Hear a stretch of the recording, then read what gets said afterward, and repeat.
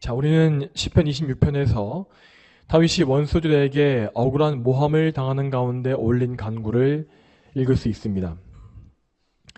다윗은 일찍이 사무엘 선지자에게 왕으로 세우기 위한 기름 부음을 받은 것이 사실이지만 그 이후에 왕이 되는 것에 대해서 탐욕을 부린 적이 없었습니다. 그는 항상 사울 왕의 신하로서 사울 왕과 이스라엘 왕국에 대해서 충성을 다했으며 그 어떤 경우에도 역모를 꾀한 적이 없습니다. 그럼에도 사울은 다윗의 유능함으로 인하여서 그를 시기하였고 다윗을 죽이기 위하여 온갖 부당한 죄를 뒤집어 씌운 것입니다. 그러므로 사울 왕에 대한 문제에 대해서 다윗은 하나님 앞에 아무런 부끄러움이 없이 당당할 수 있었습니다. 이에 그는 자신과 이 사울 왕을 비롯한 원수들 사이에서 하나님께서 심판자가 되어주시기를 담대하게 요청했다고 하였습니다. 그리고 이러한 다윗의 의로운 모습은 곧 우리 주 예수 그리스도를 예표하는 것이라고도 하였습니다. 다윗이 매사에 하나님을 경외하며 그분의 뜻에 마음을 두었던 것은 완전히 의로우신 예수 그리스도의 삶을 미리 보여주는 것이었습니다. 이렇게 예수님을 예표하는 다윗의 믿음과 이 거룩한 자세는 오늘 본문 말씀에서도 계속 나오고 있습니다. 자, 그러면 오늘 본문의 4절을 보겠습니다. 4절 말씀 제가 읽겠습니다. 나는 헛된 자와 함께 앉지 않으며 간사한 자와 동행하지 않습니다. 아멘. 이 말씀에서 헛된 자라는 말에는 이 혐오한 자, 무가치한 자, 거짓된 자, 우상숭배자 등의 여러 의미가 담겨 있다고 합니다. 자, 이러한 사람들은 하나님께 마음을 두지 않으며 이 세상에 헛되고 거짓된 것들을 따라가는 어리석은 사람들입니다. 그들은 하나님이 아닌 다른 신을 섬기는 우상숭배자들이므로 항상 하나님의 진노와 저주 가운데 살고 있는 자들이기도 합니다.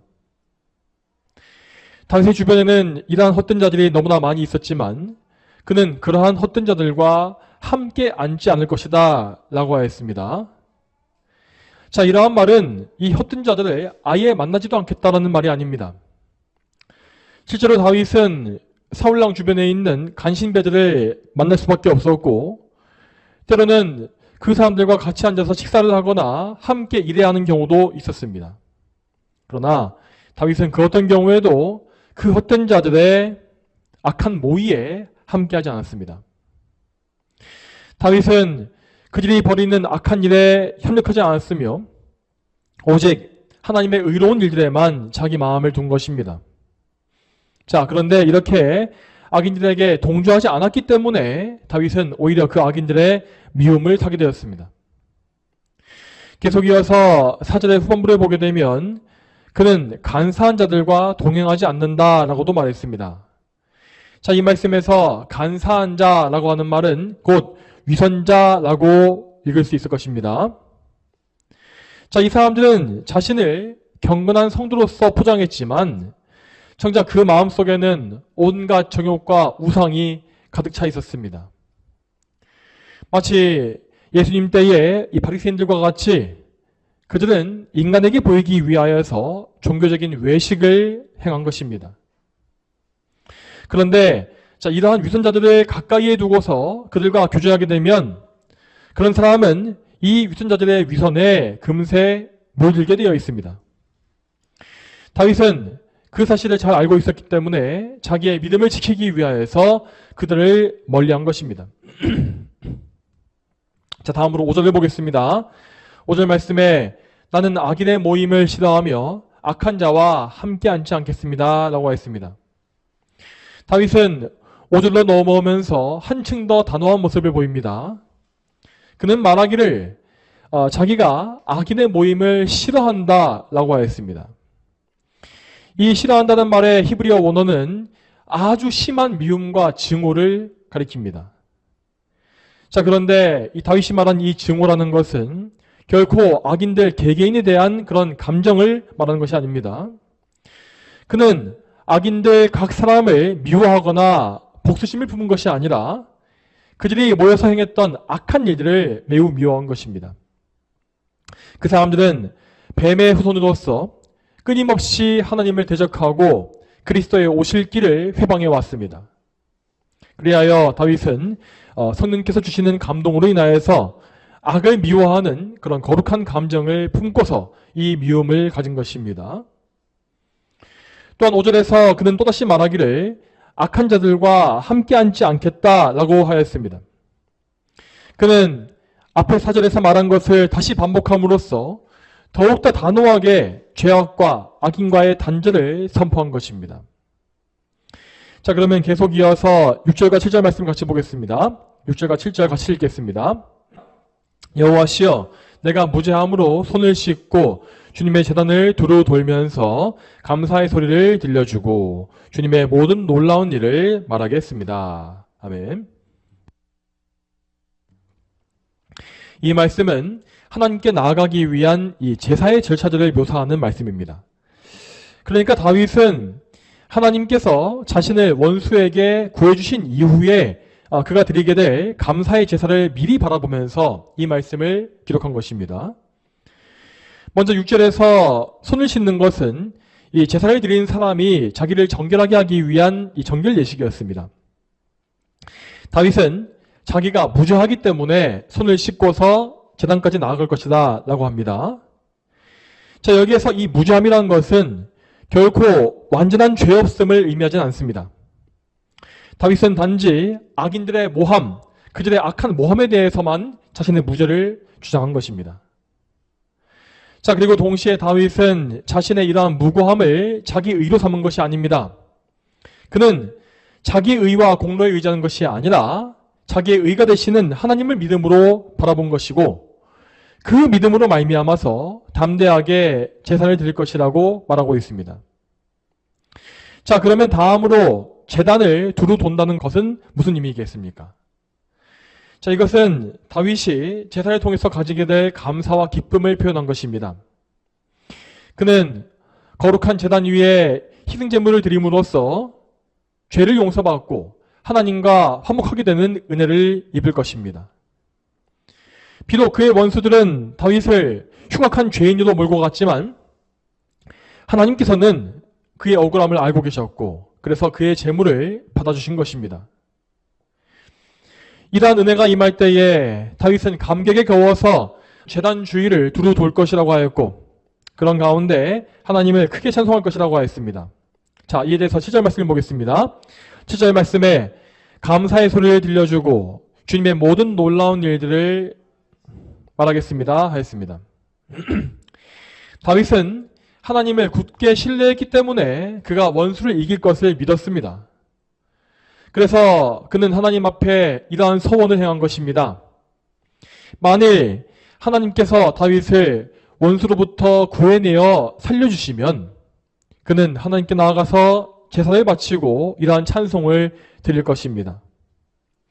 그는 자기의 찬송을 마음속에만 하는 것이 아니라 주변의 모든 사람들에게 크게 선포할 것이라고 있습니다. 다윗은 하나님이 행하신 놀라운 일을 말할 것이라 하였고 또한 감사의 찬송을 사람들에게 들려줄 것이라고 사역하고 있습니다. 자, 성도 여러분, 우리는 오늘 이 말씀에서 다윗이 단호하게 죄악을 멀리한 것과 또한 자기의 무죄함을 하나님께 호소한 것을 보았습니다. 그렇지만 우리가 잘 아는 바와 같이 아담의 후손으로 태어난 모든 인간은 결코 죄악에서 완전히 자유로울 수가 없습니다. 다윗 역시 단지 악인들이 자기를 모함했던 그 부분에 있어서만 자기의 무고함을 주장했던 것입니다. 그러므로 오늘도 우리는 이 말씀에서 우리 주 예수님의 모습을 바라볼 수 있어야 합니다. 예수님께서는 오늘 본문에 기록되어진 무죄함을 정말 문자적으로 완전히 이뤄내신 분입니다. 먼저 5절과 6절의 말씀을 예수님께 적용해 보자면 예수님의 주위에는 평생 동안 헛된 자, 간사한 자, 악한 자가 가득했습니다. 무엇보다 사악한 마귀가 예수님께 가까이 다가와서 어려운 유혹을 던진 바 있었고 또한 바리새인과 서기관, 대제사장들이 항상 예수님을 넘어뜨리기 위하여서 시험을 걸어왔습니다. 예수님은 이럴 때에 얼마든지 그 원수들의 비위를 맞춰가면서 편안한 길을 가실 수가 있었습니다. 그렇지만 그분은 오늘 말씀과 같이 악인의 모임을 미워하셨고 고난의 길을 택하신 것입니다. 그분은 하늘의 영광을 바라보시면서 아버지의 뜻에 순종하시고 또한 당신의 백성들을 위해서 자기 생명을 내어주시기 위해서 이러한 길을 가신 것입니다. 이처럼 예수님께서 완전히 의롭고 거룩한 삶을 사셨기 때문에 우리는 예수님 안에서만 의인이라고 인정을 받을 수가 있다는 것입니다. 여러분, 우리 성도들은 예수 그리스도의 보혈로 우리의 모든 죄를 사함받았고 그래야 해서 마치 온몸을 목욕한 것과 같이 정결한 상태가 되었습니다. 그리고 우리는 예수님의 중보하심으로 말미암아 하나님과 화목하게 되었으므로 언제나 하나님 앞에 담대히 나갈 수 있는 것입니다. 이러한 우리의 상태는 6절 말씀에서 다윗이 자기의 손을 씻고 주님의 제단을 두루 돌았던 것과 같다고 할 수 있습니다. 참으로 우리는 예수님으로 인하여서 죄의 더러움을 벗은 것이고 하나님과 새로운 관계를 누리고 있습니다. 자, 그렇다고 한다면 우리는 우리를 이렇게 정결하게 하시고 구원해 주신 하나님께 감사와 찬송을 올려야 마땅합니다. 우리는 또한 이 찬송 역시 그리스도 예수님 안에서 그분을 통해서 하나님께 올릴 수 있다는 사실을 기억해야 합니다. 여러분, 우리의 머리이신 예수님은 아버지의 뜻을 온전히 이루심으로써 그 아버지께 가장 큰 찬송을 올려드리신 분입니다. 그러므로 우리는 하나님께 찬송을 올리신 그 예수님과 연합하는 가운데에서 우리 하나님께 예수님을 통해서 가장 큰 감사와 찬송을 올릴 수가 있는 것입니다. 오늘 본문 7절에서 다윗이 말한 바와 같이 우리는 우리의 이웃들에게 감사의 소리를 들려줄 수 있어야 하고 또한 우리 주님께서 행하신 놀라운 일들을 증언해야 합니다. 성도 여러분, 오늘도 이 말씀에 의지하심으로 하나님께 담대하고 명확한 기도를 하시기 바랍니다. 여러분이 이 세상의 모든 악을 단호하게 끊고 오직 하나님께만 영광을 돌리게 해달라고 기도하시며 또한 예수 그리스도의 믿음으로 죄사함을 얻고 하나님 앞에서 깨끗한 양심을 가지게 해달라고 호소하십시오. 그리고 우리 모두가 하나님 앞에 믿음으로 나와서 예수 그리스도의 중보하심으로 말미암아 감사의 예배를 올릴 수 있게 해달라고도 기도하시기 바랍니다. 오늘도 합심해서 20분간 기도하시고 제가 마침으로 기도하겠습니다.